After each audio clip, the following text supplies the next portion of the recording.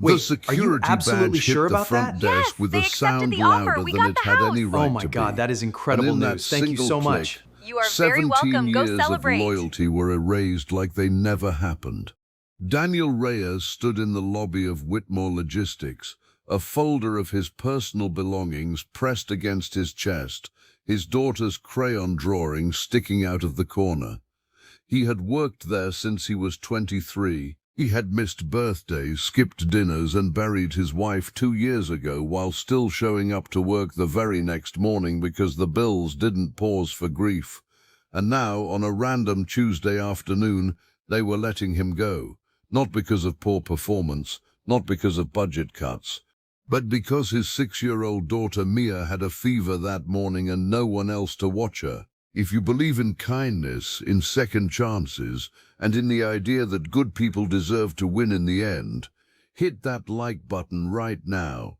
Drop a comment telling me you're watching, share this with someone who needs a little hope today, and subscribe to Kindness so you never miss a story like this one.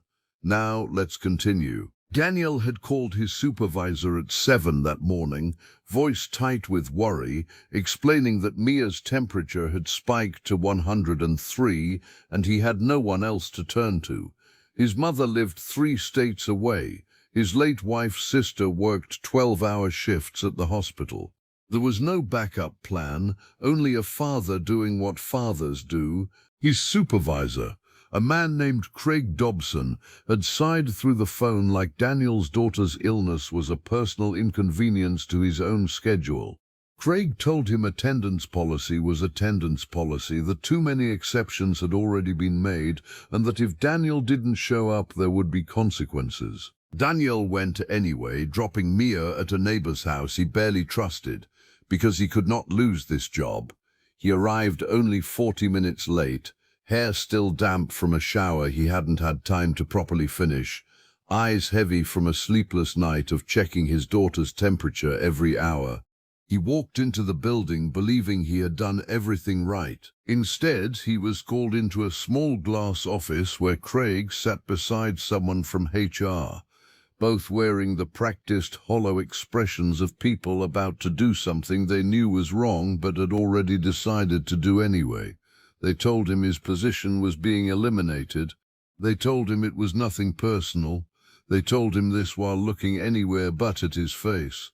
Daniel didn't argue. He had learned long ago that arguing with people who had already made up their minds was like shouting into a closed door. He simply nodded, gathered the folder they slid toward him, and walked out past co-workers who suddenly found their computer screens fascinating, unwilling to meet his eyes. Outside, sitting in his car in the parking lot, Daniel allowed himself 30 seconds of despair, 30 seconds where his hands shook on the steering wheel and his throat tightened with the specific kind of fear that only single parents understand, the fear of not being enough, of failing the one person who depended on him completely. Then he wiped his face, because Mia needed him steady, and he drove home. That evening, after Mia had fallen asleep clutching a stuffed rabbit her mother had given her before she passed, Daniel sat at the kitchen table with his laptop open. He wasn't thinking about revenge. He was thinking about survival, about mortgage payments and daycare costs and the terrifying math of a single income that had just become no income. But as he scrolled through old emails, he found something he had almost forgotten. 2 years earlier, Daniel had personally uncovered a billing discrepancy that saved Whitmore Logistics nearly $400,000, a discovery that had gone all the way up to the regional director, a woman named Eleanor Voss, who had personally called to thank him and told him, quite sincerely, that if he ever needed anything, he should call her directly. She had even given him her personal cell number, tucked away in his contacts under a name he'd almost forgotten existed. Daniel stared at that contact for a long moment. He wasn't a vindictive man. He simply believed, deeply and quietly, in fairness. And what had happened to him that day was not fair. So at 9 in the evening, hands steadier now, he dialed the number. Eleanor answered on the third ring, surprised to hear from him after so long. Daniel explained everything calmly and without exaggeration, because the truth needed no embellishment.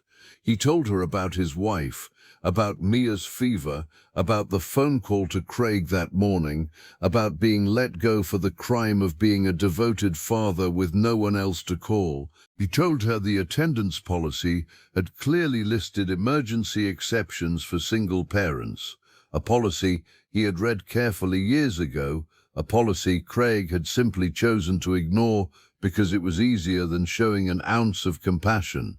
Eleanor went quiet for a moment, and then she asked him to send her everything: the emails, the timestamps, the policy documentation.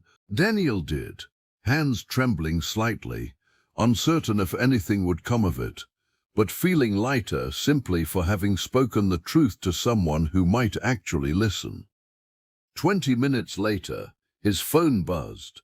It was Eleanor again. Her voice was different this time, sharper, edged with the kind of controlled fury that comes from someone who has just realized their trust was violated. She told Daniel that after reviewing his documentation and cross-referencing it with 3 other complaints filed against Craig Dobson in the past year alone, complaints involving similarly unjust treatment of employees with childcare emergencies, she had made an immediate decision. Craig Dobson was terminated effective that evening, along with the HR representative who had signed off on ignoring company policy without even checking it. Eleanor personally reinstated Daniel, not just to his old position, but with a formal apology, back pay, and a promotion to a supervisory role that came with better hours, better pay, and something Daniel hadn't expected at all: